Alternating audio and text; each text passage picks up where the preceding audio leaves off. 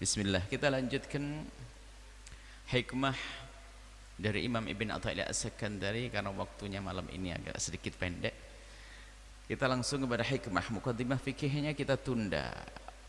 Hikmah yang ke-207 207 203. Baik. Hukukun fil awqati yumkinu qada'uha wa hukukul awqati la yumkinu qada'uha.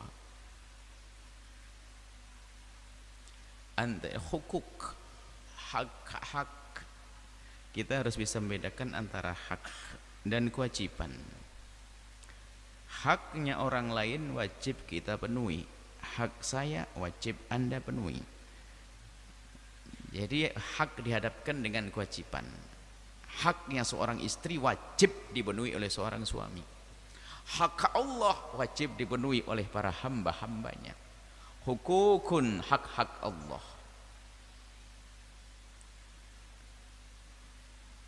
Hak-hak fil awqati yang ada di dalam waktu.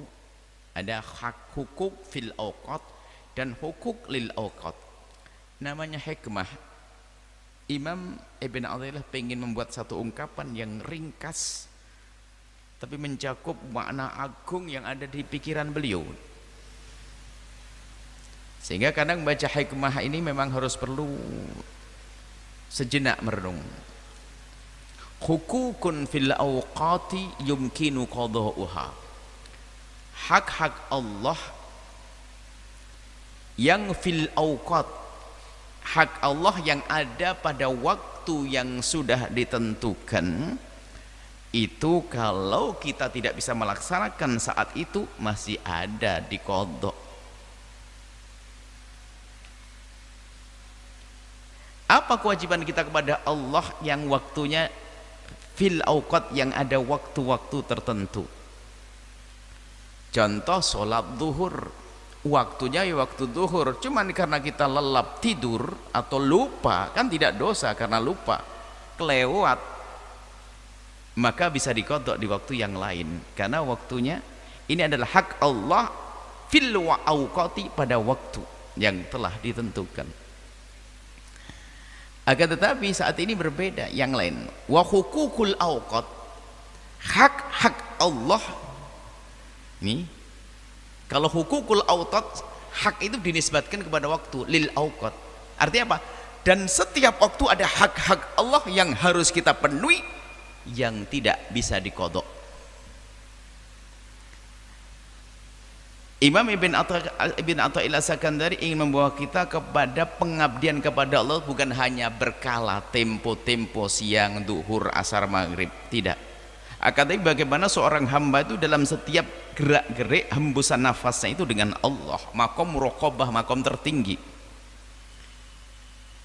memasuki renungan bahasanya hak Allah yang harus kita penuhi itu bukan duhur, asar, maghrib saja yang tertentu waktunya, akan tapi hendaknya kita sadari setiap saat. Dan untuk yang jenis ini nggak bisa diqadha. Kenapa? Bagaimana kita bisa mengqadha? Karena waktu berikutnya ada lagi kewajiban kita yang baru lagi. Kapan kita akan bisa mengqadha? Imam Ibn Athaillah As-Sakandari ingin membawa kita kepada kesadaran. Bagaimana kita tuh selalu sadar begitu besarnya hak Allah kepada kita. Tentunya hak yang harus kita berikan kepada Allah itu didahului kebaikan dari Allah. Apakah Allah memberikan rizki, karunia, memberikan kesehatan, macam-macam. Kita lanjutkan dulu kita hikmahnya, baru kita celentrehkan nanti. Ma min waqtin yaridu, sebab tidak ada waktu yang datang kepada seorang hamba, maksudnya yang dilewati seorang hamba, ila walillahi alaihi fihi haqqun, kecuali ada hak Allah yang harus ia penuhi. Kayak apa sih, nanti kita jelaskan. Yang penting Ibnu Athaillah ngomong begitu. Jadi tidak ada detik berlalu, menit berlalu, kecuali ada kewajiban kita kepada Allah. Yang dibalik itu semua sesungguhnya adalah pengangkatan derajat, kemuliaan yang tinggi di hadapan Allah. Illa walillahi alaihi fi haqqun jadidun, tidak ada waktu yang datang kecuali di situ ada hak Allah yang baru lagi, kewajiban baru. Ada menit berikutnya ada kewajiban baru lagi, kewajiban baru lagi, kewajiban baru lagi. Gambarannya begini, kalau di menit ini ada kewajiban baru, mana mungkin kewajiban yang kemarin bisa kita qadha kalau tidak kita penuhi kewajiban Allah kepada Allah di menit sebelumnya. Beliau ingin menjadikan kita itu menjadi orang yang tidak pernah melewati waktu kecuali dengan Allah. Biarpun kita dengan aktivitas dengan bangsa manusia, tapi menjadikan bagaimana gerak-gerik kita itu selalu dengan Allah, agar menit-menit berlalu ini adalah telah terbayar, maksudnya telah kita tunaikan kewajiban kita, sehingga nggak perlu dikodok, karena mengkodok nggak akan bisa. Dan setiap menit berikutnya ada hakun jadid, kewajiban, hak Allah yang baru lagi, yang harus kita bayar, kita penuhi. Wa amrun akid, ada perintah baru lagi, yang kewajiban baru lagi, maksudnya ada kewajiban baru lagi. Jika kewajiban di menit ini tidak kita laksanakan, lalu kita laksanakan di menit berikutnya, nggak mungkin bisa. Karena apa? Di menit berikutnya ada kewajiban baru lagi. Mana mungkin kita bisa melaksanakan kewajiban yang lama, yang baru sudah ada lagi. Fakaifa taqdi fihi haqqa ghairihi, gimana kamu akan mengqadha di menit yang kedua kewajiban menit yang pertama? Bagaimana engkau akan mengqadha pada saat ini kewajiban di saat yang sebelumnya? Wa anta lam taqdi, sementara engkau belum melaksanakan haqqallahu fihi, di menit yang sekarang kamu belum bisa melaksanakan, ada kewajiban yang engkau harus laksanakan. Bagaimana mungkin engkau bisa mengqadha kewajiban di menit sebelumnya? Kewajiban apa sih ya Imam Ibn Athaillah As-Sakandari? Kok jadi berat banget hidup ini? Kok banyak kewajiban? Kewajiban yang berasal dari kesadaranmu. Coba kalau kita sadar dan merenung, Anda akan mengatakan semuanya jadi wajib, wajib, wajib. Coba.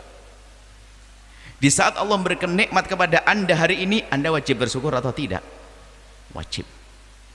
Dan apakah nikmat Allah putus? Tidak putus. Terus berjalannya detak jantung itu adalah nikmat, sadar atau tidak? Dikeringkan mata kita, nggak bisa kedip lagi, nikmat atau tidak? Wajib syukur atau tidak?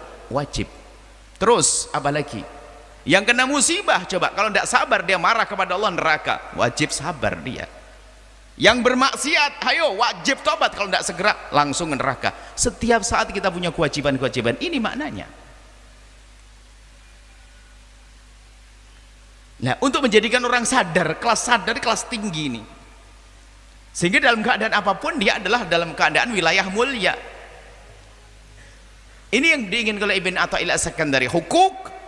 Maka kewajiban saat ini jangan kau tunda, hei hamba Allah, jangan ditunda nanti, sebab nanti ada bagiannya lagi, nggak akan terlaksana. Maka saat inilah, maka seorang hamba akan selalu, dia di saat diliputi nikmat tidak berhenti-henti bersyukur. Nah, itu tentunya pembahasannya bab syukur, sampai dikatakan hak waktu itu ada 4. Hak kepada Allah berkenaan dengan waktu yang kita sebut ada 4. Di saat mendapatkan karunia kita bersyukur, wajib. Di saat kita mendapatkan musibah kita harus bersabar. Di saat kita bisa melakukan ketaatan kita harus menyadari itu karunia Allah. Dan di saat kita bermaksiat kita harus segera tobat. 4 tok, nggak ada yang lainnya. Coba renungi hidup kita ini, kalau paham makna ini selesai hidup. Jadi sesungguhnya seorang hamba itu siapapun dia dalam keadaan tidak keluar dari lingkaran riayah Allah. Lingkaran riayah Allah. Riayah itu apa? Pengayoman Allah. Cuman orang ini sadar atau tidak? Biarpun ahli maksiat sebetulnya masih dalam lingkaran pengayoman Allah kalau dia faham. Kalau maksiat saya ngapain sih? Tobat cepat. Bukankah setelah tobat dan serius tobat Allah menjadi mencintai dari yang semula murka? Innallaha yuhibbut tawwabin. Allah senang dengan orang yang bertobat. Permasalahan kita adalah lalai, dan kelalaian itu karena kita tidak biasa merenungi, mengingat kena karunia Allah. Maka ayo kita semuanya menghadirkan renungan-renungan setiap langkah-langkah kita, sampai dikatakan merenung sesaat itu lebih bagus daripada ibadah 1 tahun, kata Qadiyat. Bagaimana merenung sesaat? Merenungi hidup kita ini. Di saat kita berada di dairatul nikmati, kita di wilayah nikmat sebelum dicabut. Kalau kita tidak syukur, murka Allah. Wal in kafartum min adzabi lasyadid. Kalau kita tidak bisa mensyukuri nikmat Allah, maka Allah akan ganti dengan murka, dengan neraka. Padahal karunia, jangan sampai karunia membawa petaka. Begitu juga di saat seorang hamba diuji. Nah ini, kadang seorang hamba diuji dengan kekurangan, mau marah kepada Allah, sempit iman. Sebab kekurangan bagi seorang hamba sesungguhnya itu adalah kelebihan yang tanpa ia sadari untuk mendekat kepada Allah dengan cepat. Ana indal munkasirati qulubuhum. Allah bersama orang-orang yang hatinya tercabik-cabik karena kefakiran, karena sakit, karena musibah yang bertubi-tubi datang kepadanya. Dan di saat seorang hamba mengadu kepada Allah, Allah mencintainya, diangkat derajatnya. Nah sebetulnya kan seperti itu kalau makna orang menyadari. Biarpun kita, kalau orang menyadari makna musibah, biarpun kita nggak boleh minta musibah. Kalau minta yang baik-baik aja deh, ya Allah aku pengen masuk surga tapi dengan nikmat, gitu saja. Karena ada 2 kelompok, hamba bersyukur, hamba sabar. Pilih mana? Jangan sok menjadi hamba sabar. Ya kalau diuji minta Allah, ya minta pada Allah semoga Allah memberikan kesabaran. Tapi dalam keadaan normal, ya Allah jadikan kami hamba yang syukur. Wa qalilun, sedikit hamba yang grup syukur, ternyata sedikit. Grup syukur sedikit. Yang banyak grup sabar. Kena musibah baru sadar, selamat dia pada akhirnya. Kena musibah, sakit jantung, baru-baru, stroke segala macam kan, musibah anaknya meninggal ini, baru nih. Tapi yang kelas syukur ini sedikit. Maka yuk kita menjadi golongan yang sedikit ini, pandai mensyukuri apa yang Allah berikan kepada kita. Hitung-hitung nikmat Allah yang berikan kepada kita, biarpun kita tidak akan mampu menghitung. Sehingga dalam sanjungan yang sering dipanjatkan oleh Nabi subhanaka Allah dalam muqaddimah saat nahmadu hamdan yuafina subhanaka la nuhsi subhanak, maha suci engkau ya Allah, la nuhsi, kami tidak akan mampu menghitung-hitung thanaan, sanjungan-sanjungan yang bisa aku sanjungkan alaika kepadamu ya Allah. Kama athnaita ala nafsika, seperti engkau menyanjung dirimu sendiri ya Allah. Jadi sebanyak apapun sanjungan yang kita sanjungkan kepada Allah, puji syukur yang kita berikan kepada Allah tidak akan bisa mencakup semua nikmat yang Allah karuniakan. Teramat besar, teramat agung. Makanya kita mengakui di hadapan Allah, dan itu diajarkan Nabi. Sehebat apapun sanjunganmu, tidak akan kau bersyukur sesuai dengan nikmat yang Allah berikan, pasti kurang dan kurang. Bahkan ketika seorang hamba bisa bersyukur, saat itu dia diberi nikmat baru oleh Allah yang harus disyukuri. Lalu kapan berakhir kisah syukur kita kepada Allah subhanahu wa ta'ala? Dan terus begitu nikmat Allah, belum lagi nikmat yang banyak yang kita renungi. Teramat banyak nikmat Allah yang Allah berikan kepada kita. Bahkan sepertinya seorang hamba dalam musibah bencana yang bertubi-tubi dan tiada akhirnya, sebetulnya dia juga dalam karunia Allah. Bahkan alangkah banyaknya nikmat, ahli iman semuanya adalah dalam karunia Allah, sehingga kelihatannya dia adalah musibah, akan tapi bisa saja itu karunia. Kadang di dunia kita bisa menemukan makna itu. Sebuah kisah, betul atau tidak betul, kisah ada orang mau naik pesawat, terlambat. Dia mau naik perahu atau apa itu, naik kapal, terlambat, tiketnya hanguslah tiket, sedih dia. Tapi tidak lama kemudian ada berita kapalnya tenggelam. Syukur atau tidak? Syukurlah. Kenapa jadi bersyukur? Ini baru kisah di dunia, bagaimana nanti di akhirat? Kesabaran seorang hamba akan diganti oleh Allah dengan pahala yang nggak pakai hitungan lagi. Kamu minta berapa hai hambaku? Nah ini juga sebetulnya kalau kita renungi menjadi sebuah karunia. Cuman cara tadi menghadapi musibah itu, kewajiban kita kepada Allah adalah dengan bersabar. Maka seorang hamba yang tidak masuk wilayah sabar di saat mendapatkan karunia, lolos dia menjadi orang yang marah dengan Allah, murka kepada Allah, tidak nerima apa yang Allah berlakukan kepadanya, sengsara dia. Kemudian dalam ibadah tadi kita sempat ya, ibadah di saat seorang hamba tidak akan bisa melakukan sujud sekali kecuali Allah kehendaki. Anda tidak akan bisa berderma 1.000 rupiah kecuali Allah pilih Anda. Artinya kita harus menyadari di saat kita bisa beribadah itu sesungguhnya karena Allah memilih kita. Seperti saat ini kita berkumpul di sini atau Anda menyaksikan acara ini, Anda yang mendengar suara ini, maka itu karena Allah pilih. Kalau Allah tidak memilih Anda, Allah sudah perdengarkan kepada Anda yang menjadikan sesuatu yang menjadikan sebab Anda sengsara. Allah akan tontonkan, Allah perlihatkan kepada Anda sesuatu yang menjadikan Allah sengsara. Kalau Allah tidak menghendaki kebaikan kepada Anda, Allah akan mengumpulkan Anda di tempat maksiat sana. Lalu apa yang harus kita lakukan? Bersyukur. Lah nyadari ini nikmat ini loh yang jarang kita hadirkan. Jadi kalau ada nikmat Allah, sadari itu nikmat. Dari siapa? Dari Allah, bukan dari kekuatan kita. Sebab ketidaksadaran seorang hamba bahwa ibadah yang bisa lakukan itu adalah karunia dari Allah, itu juga menjadikan seorang hamba nggak selamat. Ujub dia, merasa bahwasanya dia bisa melakukan itu karena dirinya. Siapa dulu saya kok? Ujub. Ujub itu adalah membesarkan amal di matanya. Beda dengan riya. Kalau riya membesarkan amal di mata manusia, kalau ujub membesarkan amal di matanya sendiri. Wah, ikhlas adalah agar amal dipandang oleh Allah. Membesarkan amal di matanya ujub. Makanya orang beribadah itu bisa saja memunculkan sifat kotor, sifat jelek ibadah, padahal taat yang dilakukan. Karena dia tidak menjalankan hak kepada Allah di saat diberi oleh Allah kemudian untuk taat, maka dia sengsara. Contohnya siapa? Iblis. Iblis ini tidak pernah menyadari kalau itu karunia agung dari Allah. Dia bisa bersujud sampai digambarkan begitu hebatnya pengabdian iblis, ibadahnya iblis itu. Tidak ada hamparan yang Allah ciptakan kecuali dia sudah pernah sujud di tempat tersebut, karena ribuan tahun sebelum Nabi Adam diciptakan. Dan begitu hebatnya iblis dalam beramal baik sampai Allah angkat bersama rombongan para malaikat. Kurang apa dia?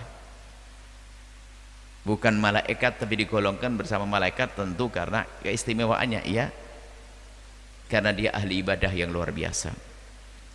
Cuma dia tidak menyadari kalau itu karunia dari Allah. Saya muncul kesombongan dalam dirinya di saat disuruh dia sujud penghormatan kepada kakek kita Nabi Adam, dia enggan. Aba wastakbaro, nggak mau. Muncul ujub. Saya sujud sama Adam, ini gimana rumusnya? Dia baru diciptakan, baru ditiupkan roh, belum punya prestasi ibadah. Dan saya sudah ribuan tahun, saya sudah jadi kiai lama, suruh hormat sama apa tuh? Sama Jawanya aja. Saya sudah hadir majelis sudah puluhan tahun. Nah itu masalah kelas-kelas iblis itu. Saya ahli tahajud, saya sudah puasa Senin Kamis 25 tahun, nggak putus-putus. Mau dibanding, nah ini ujub. Iblis yang berkata ana khairun minhu, menganggap dirinya lebih bagus dari yang lainnya. Jadi saat melakukan ketaatan tidak langsung menyadari kalau itu karunia dari Allah, maka muncul sifat ujub. Ujub menghantarkan kepada kesombongan. Iblis selamanya di neraka. Lihat semua kebaikan, maka ada istilah kecongkaan beragama, mudah memandang orang lain dengan merendahkan gara-gara kebaikan seseorang. Maka kebaikan yang ujub itu yaitu tadi, kalau mandang orang dengan pandangan merendahkan. Tapi kalau orang beri taatnya, ta'abudnya, pengabdiannya kepada Allah serius, melihat hamba Allah yang salah, dia akan sedih, ingin menghantarkan dia agar kenal Allah, bukan merendahkan, bukan mencaci, bukan mengolok. Hati-hati. Yang beragama kok mudah merendahkan orang lain adalah kecongkaan dalam beragama. Dia adalah, biarpun bukan keturunan sesungguhnya, dia telah mengambil sanad ilmu dari iblis. Yang terakhir adalah maksiat. 4 maksiat kan 4. Yang itu maksiat. Hai hamba yang bermaksiat, dan kita semua bermaksiat, cuman model-modelnya saja yang berbeda-beda. Sesaat ada orang maksiat dengan matanya, ada lesannya, ada tangannya, ada ininya. Kita tempat dosa, kita tempat salah, tapi hak Allah harus kita penuhi saat ini. Bagaimana? Bertobat. Menunda tobat, kerugian. Keburu malaikat Israel datang, maka tidak ada tobat saat itu. Mati su'ul khatimah. Apa akibatnya? Sengsara di alam barzah, sengsara di padang mahsyar. Mumpung nyawa masih ada di kandung, dukan kepada Allah, jangan nunda esok hari. Hai hamba Allah, itu hak waktu. Selesaikan, bertobat. Itu setiap saat bertobat. Kalau kita jadi pokoknya ini kita itu nggak ada lepas dari Allah. Kayak tadi, kalau tidak maksiat kita taat, kalau tidak kita mendapatkan nikmat kita musibah, harus dengan Allah terus. Dengan Allah, dengan Allah. Dan semuanya menghasilkan satu prestasi dahsyat yang luar biasa. Akan naik pangkat. Semua, dari yang syukur, dari yang sabar, dari yang menyadari ketaatan dari Allah, sampai yang ahli maksiat. Ahli maksiat pun ternyata kalau dia sadar menjalankan haknya, beres kok. Allah kan Maha Pengampun. Yang repot sombong, sudah maksiat sombong, berhujjah lagi, mana mungkin dia bisa membersihkan diri, dia bisa tobat. Bahkan disebutkan innallaha yuhibbut tawwabin, Allah mencintai mereka yang bertobat. Nabi menyebutkan at-taibu minadz-dzambi kaman la dzambalah, orang yang bertobat dari dosa seperti orang yang tidak pernah dosa. Maka ayo hadirkan renungan yang dalam tentang empat hal tersebut sesuai dengan hikmahnya Imam Ibn Al-As-Sakandari. Setiap saat kita pasti, kalau kita mau nyadari kalau ini sambung kepada Allah, sadari antara nikmat, musibah, taat, maksiat, sudah kita tidak akan lepas dari itu dalam detik-detik hidup kita. Nafas-nafas kita nggak akan lepas dari ini. Tidur, saya tidak ngapa-ngapain, hilang akal saya, tidur, nikmat. Apalagi, ayo mau ngomong apa kita? Setelah bangun, alhamdulillah. Buang air sakit, alhamdulilladzi adhaba 'anil adza wa 'afan, dan seterusnya. Inilah makom tinggi, makom muraqabah, makom kedekatan kepada Allah, makom yang tidak akan bisa diganggu oleh syaitan, makom tidak akan bisa diganggu oleh bakundal-bakundal iblis. Hawa nafsu akan kalah dengan ini semuanya. Ini yang diinginkan oleh Ibn Athaillah As-Sakandari. Semoga kita bisa menjadi orang yang super sadar, bukan sadar setengah-setengah, sangat sadar akan karunia yang Allah berikan. Dan ini perlu waktu untuk membiasakan kita merenung. Dan semoga Allah menjadikan kita hamba yang mudah bersabar jika kita mendapatkan musibah. Biarpun sudah orang dipenuhi karunia, pasti dia akan mendapatkan musibah. Urusan kematian, kalau kita tidak meninggalkan anak kita, ya kita ditinggalkan anak kita, kan begitu. Kalau bukan kita ditinggal, kita meninggal, karena gitu pasti. Gak mungkin kita tidak ada musibah, karena di dunia namanya darul ibtila, tempatnya ujian. Tinggal kita tata hati kita penuh dengan kesabaran, lalu ketaatan dan musibah dan maksiat yang kita lakukan, yuk segera kita kembali kepada Allah Subhanahu wa taala. Wallahu a'lam bissawab.